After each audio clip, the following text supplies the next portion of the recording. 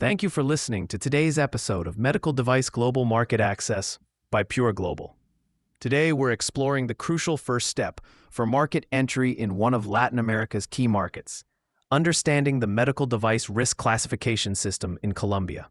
The entire regulatory framework is overseen by the National Institute of Drug and Food Surveillance, known as INVIMA, and is defined by a foundational document, Decree 4725 of 2005.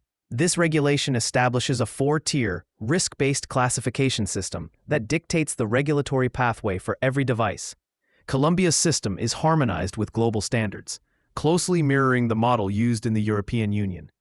Devices are categorized into four classes based on the potential risk they pose to patients and users. Class 1 devices are the lowest risk, such as tongue depressors or patient scales.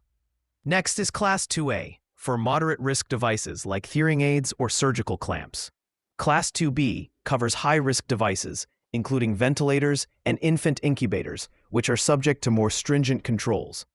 Finally, Class 3 is reserved for the highest-risk devices, which are often life-sustaining or implantable, such as pacemakers and heart valves.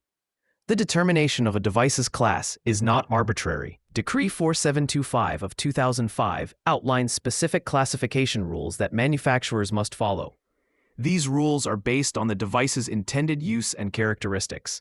Key factors include the duration of use, distinguishing between transient, short-term, and long-term contact with the body. Another critical factor is the degree of invasiveness, whether the device is non-invasive, enters the body through an orifice, or is surgically implanted. The rules also consider whether a device is active, meaning it depends on a source of energy, and its interaction with the human body, such as its contact with the central circulatory or nervous systems.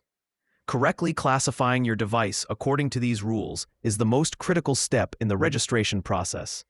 This classification directly impacts the required documentation, the depth of INVIMA's review, and the overall timeline to achieve market approval.